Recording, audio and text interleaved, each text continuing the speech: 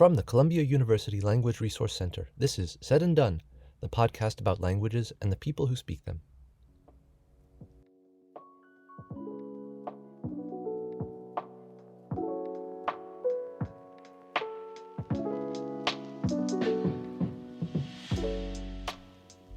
This is Said and Done. I'm Chris Kaiser, and joining me today is Professor Carol Rounds, who teaches Hungarian at Columbia University.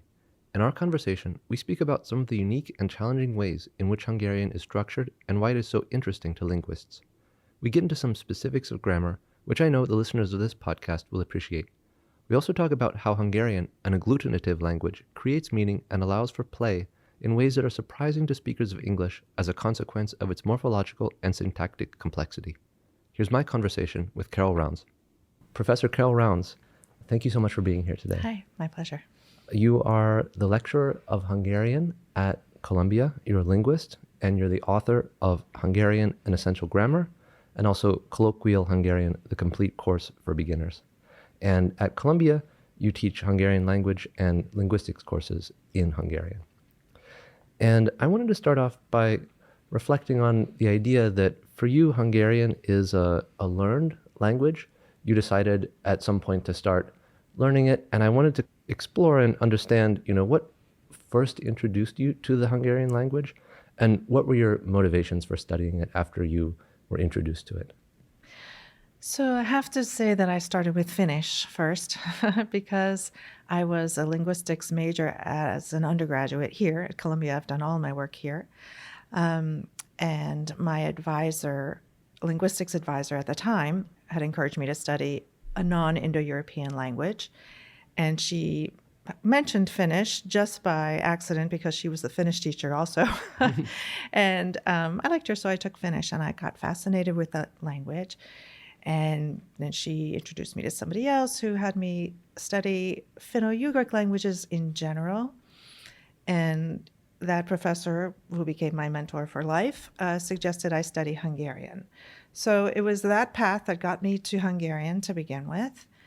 And so I started studying that again as an undergrad, and then continued as a graduate student. And it was actually at a conference in Budapest one year where I was talking to my professor, and I realized that my Hungarian teacher was going to be leaving Columbia and going to London to teach. And I thought, if I learned Hungarian really well, I could get a job.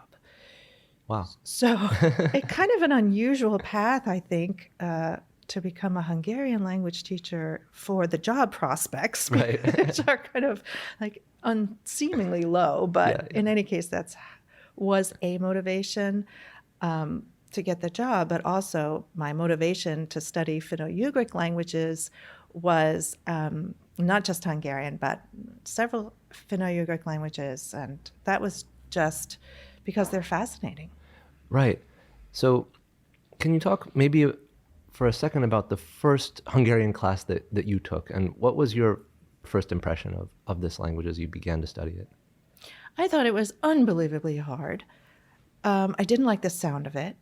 It didn't seem like Finnish at all, and I was so disappointed because I loved Finnish. And it took a while for me to warm up to it. And then, of course, I went to live in Hungary for a while and started becoming more comfortable with the language. And that's when the language really started blossoming and opening up to me and just becoming fascinating on partly how difficult it was, but how learnable it really was. Mm-hmm. And then also the tricks of the trade that this language has that are not in any dictionary. You're just allowed to play with this language. And so starting to be able to speak that way and also read that way and read authors who play with the language and just open it up and just say, wow, you can do that? And so I really enjoyed that, and I still enjoy that. It sounds, from what I know of Hungarian, it's really a complex language. It has a very complex grammatical system. And so once you master it, I'm sure, or once you're in the process of mastering it, you can kind of see how it becomes like this beautiful tapestry in a Exactly. way. So maybe we can talk a little bit about the language itself. What is its origin? What kind of language is it? And maybe some of What is so tricky about this grammar? So it's a Uralic language, sometimes also called Finno-Ugric languages, and it is about as far away from Finnish as a Uralic language can be. So kind of on opposite ends of the Finno-Ugric tree. But it does share features with other Uralic languages. Most importantly, I guess, would be it's an agglutinative language. So that means you add on suffixes and suffixes and suffixes instead of using things like prepositions or separate words to indicate possession, things like that. So if I have a word for bag and I want to say it's my bag, there's a suffix for my. And if I want to say in my bag, there's a suffix for in. So that's kind of true of all the Finno-Ugric languages. And then on top of that, they have another parameter of motion attached to that. So if I want to say put something into my bag, that's an entirely different suffix altogether to indicate the motion toward into my bag. So those are some of the features that it shares with Finno-Ugric languages. What it shares with Finnish, but not with the others, is something called vowel harmony. Vowel harmony is the idea that you might have a word in Hungarian and it only has back vowels in it, vowels that are spoken in the back of your mouth. So when you add on a suffix to that word, that suffix has to have a back vowel as well. So the idea of harmony is that you maintain the back vowelness throughout the word, no matter how many suffixes you add on. And same is true if you have front vowel words or front rounded words. Now, this is a feature that Finnish does have too, and actually Turkish does as well. Finnish is not a Turkic language, but they do share this kind of vowel harmony feature and also the agglutinative features with Turkish too. So just to recap for myself, agglutinative means you have kind of a root and you add pieces to that word to establish the meaning of that particular word. Either the meaning, to change the meaning, so it could be a derivational suffix that changes the meaning of the word for nation into nationality or nationhood. So derivation can change the meaning of a word. And also there are inflectional suffixes that just kind of change the function of the word. So you could say nation, my nation, in my nation, or nationality, my nationality, about my nationality. So, and that's all one word. Yes, so like that's all one about word. my nationality would be just one word. Mm-hmm. Okay. So we have a version of this in English, but it seems to be kind of a weaker version of it. So we have nation, nationality, nationalization, but we don't have one word that's just my nationhood. Right, sure. That's derivation and hard to imagine. And then the vowel harmony, even if you have a ton of suffixes, it has to have the same vowel going throughout it. Is that right? The same kind of class of vowel, let's okay. just say. Okay. So when we say back vowels, there are 6 back vowels of Hungarian. And let's say if you have a word like chair, well, that's a front vowel word. Let's take a back vowel word like room, soba. And you want to say in the room, it'll be soba bon, bon meaning in. But if I want to say in the classroom, the word for classroom is, let's say the ending is terem, you would say terem ben, because ben is a front vowel, and you would add it to terem and get terem ben. Whereas with soba, you would add the back vowel variant, bon, and you would get soba bon. When you're speaking, it seems like it'd be very hard to just say this. Is that hard to learn when you're speaking? I think it's a little hard to learn. It's one of the first thing you learn, because in order to add on any suffixes, and what else do we do in Finno-Ugric languages but add on suffixes, you have to know which one. Right. So you have to get your vowel harmony down right away, week 1. Really? Okay. Were there other features of Hungarian that are particularly salient to you or interesting to linguists, perhaps? Absolutely. I think what gets very interesting in Hungarian is you conjugate a verb not just according to its subject, but also according to its direct object. Okay. So what does that mean? Hungarian verbs come with 2 conjugations, and you use one conjugation if your sentence has a definite direct object. So, for example, I see the house. The house is your direct object of that sentence. It's definite because of the house, not Right. a house. Yeah. So you're going to use one conjugation for see. If I want to say I see a house, I have to conjugate the verb differently because it's not a definite direct object. Whoa. Right? So that's pretty interesting, right? Yeah, So yeah. where do you get that idea? And the other thing about the definite conjugation is you also use that if you want to say I see it. And you don't actually even say the word it. You just use the definite conjugation. So the definite conjugation has a few functions. It also means I see him. It also means I see her.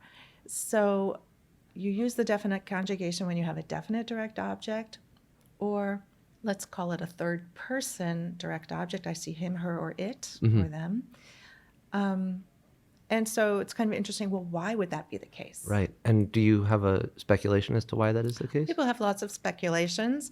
The one I'm most fond of is that Hungarians started using this definite conjugation to indicate that I'm about to tell you something very salient, so important. Heads up, it's going to be the, or it's going to be him, or it's going to be something high on your saliency continuum. And so the verb appears then before the direct object. When the direct object is definite, that's kind of the neutral word order. Interestingly enough, and great association, is that if it's indefinite, it's likely to precede the verb. I don't have to signal that I'm saying something to listen to because I've already said it, right? So it could be a discourse marker of sorts. Gotcha. So can you give an example of maybe a sentence that demonstrates this? Well, let's say I could say serethem, and it means I love him, because him is already included in this M ending, serethem. Or I could say seretlek, I love you, and it's a different conjugation of the verb because I love you. Or I could say I love to sing, no direct object there, and then the verb is seretek. Gotcha. What about word order in Hungarian? Because if you have so many different endings on words that determine the function of the word in the sentence, then I could imagine that the word order might not be so important. You can move words throughout a sentence, like maybe in Latin, for example, you can do that to some extent. Absolutely. So in English, we have to say the dog chased the postman, because that's very different from the postman chased the dog, right? Yeah, the yeah. chasee is different in either case, and it all depends on word order. In Hungarian, because you mark the direct object with a suffix, you always know what the direct object is. So you could put it really anywhere in the sentence. There are nuances in meaning for wherever you put it in the sentence, but yes, you can move words around because you always know what their function is because it's always clearly marked. And a general rule of thumb for word order in Hungarian is that it is a topic comment language, that generally you have a topic in the beginning of your sentence or the front load of your sentence, and often topics are subjects. But it could be other things as well. You know, who's bringing the flowers to the party and who's bringing the chocolate? Well, as for the chocolate, Susie's bringing it, and as for the flowers, Joey's bringing it.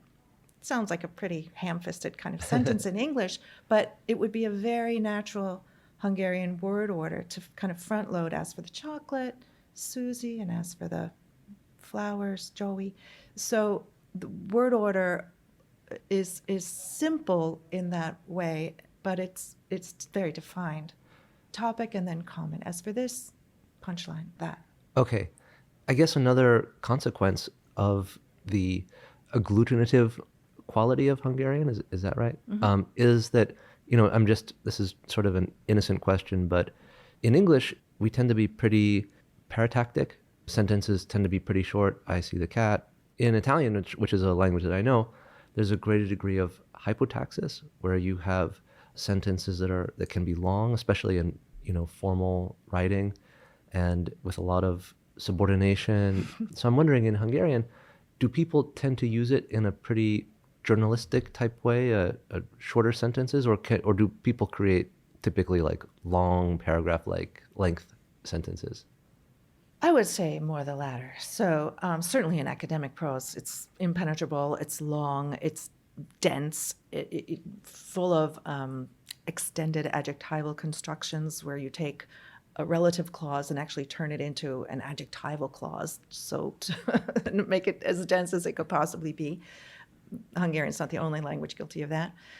But in literature, for example, you can have very, very, very long sentences, paragraph-long sentences, which are absent of words like and though. And they just kind of keep going, commas abound, but sometimes the logical operators aren't always in place.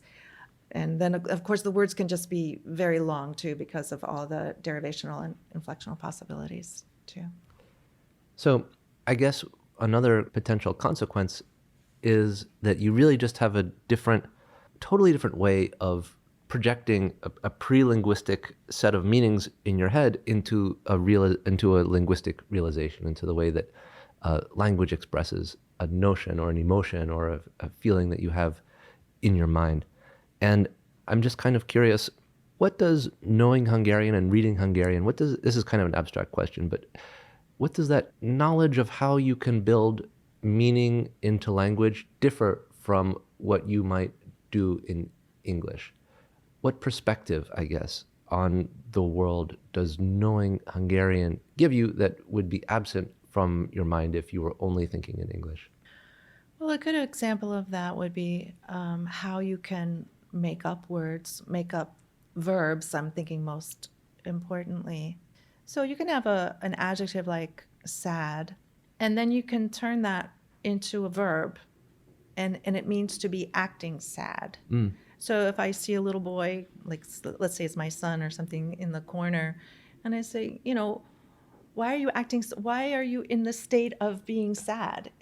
I'm not asking you why are you sad, which seems very different than to me to look at him and say, why are you acting sad? And it's why are you showing sadness?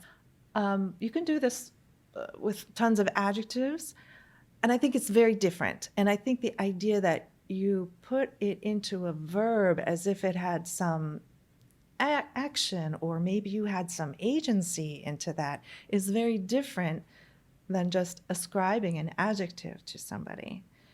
So that's one way. And then you can do that not just with adjectives, but let's say just take a noun, and like I could take the noun of taxi, and then I could add on an ending, so taxi, and then it would be taxis.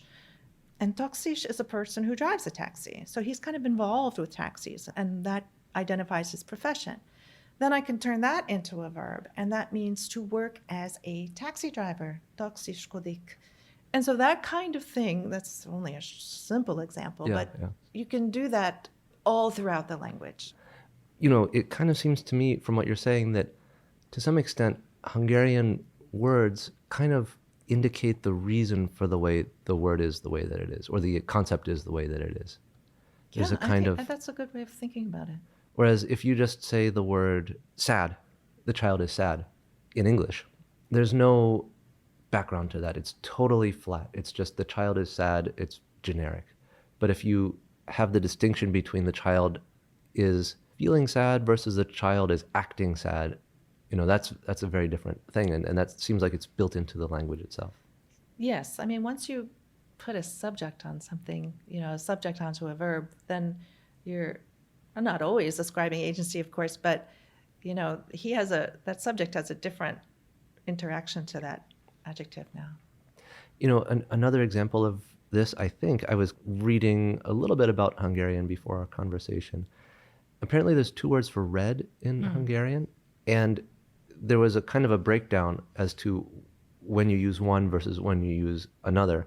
And it seemed quite baffling to me how you would distinguish these, because it's from what I've understood, it's more like an artificial red versus a redness occurring as a result of a state or a condition or something like that. In nature, for example. Or in nature. So can you kind of walk through the red example? Sure. It's not a huge list of differences. Basically, there's a general word for red, which is the quote-unquote unnatural one.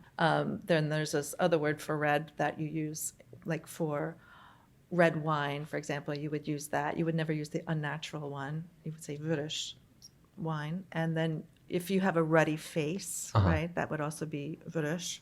If you blush well, actually, there's several verbs to blush, and they can use either one of the two reds. Okay, yeah. If you have red hair, for example, it's called Würisch. That's also natural.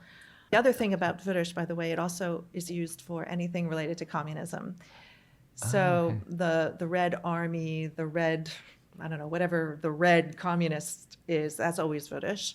And then also the Red Cross happens to be. And so is there some sense that the Red Communist or the Red Cross is red because of some inner state, or is that just how it happened? If it is, which I don't believe, I don't know. Okay. When I was looking at this example, the thing that really made me kind of laugh is that the red nose of a clown is the one that is sort of like artificial red, but the red nose of an alcoholic is... That's exactly right. Yeah. That's exactly right. And I was like, wow, this is amazing. The playfulness of the language is something that can happen right in elementary class. You don't have to be reading crazy literature to do this. And, I teach my students early on that if you have a noun, let's take the word for coffee, kavi, and you add a z to it, you can turn it into a verb. Kavisni. To kavisni, it means to drink coffee. Or teasni, to drink tea.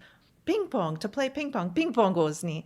Or to play tennis, tennisesni. And you can make these up for sports, for eating foods or drinks. Now, some of them are in a dictionary that you'll see, to drink coffee, to drink tea, to drink beer, to drink wine. These are all verbs made off of those nouns. And you can do it. I said, pizzasni. Yeah, let's go have a pizza. Yeah. Pizzasni, why not? So my students are thinking about this. This is fun. And one other day we were having a class, and since we have these remote students and we try to pretend, I can give you a $10 bill, you give me a $5 bill. And one of my students says, well, I can't give you this, but I can Venmosni. Oh, okay. And so she just made up this verb to Venmo, to use Venmo. And it was perfect. That's funny. Absolutely. Yeah, cool. And so she learned how to be productive in the language with these suffixes. Yeah. So pizzasni.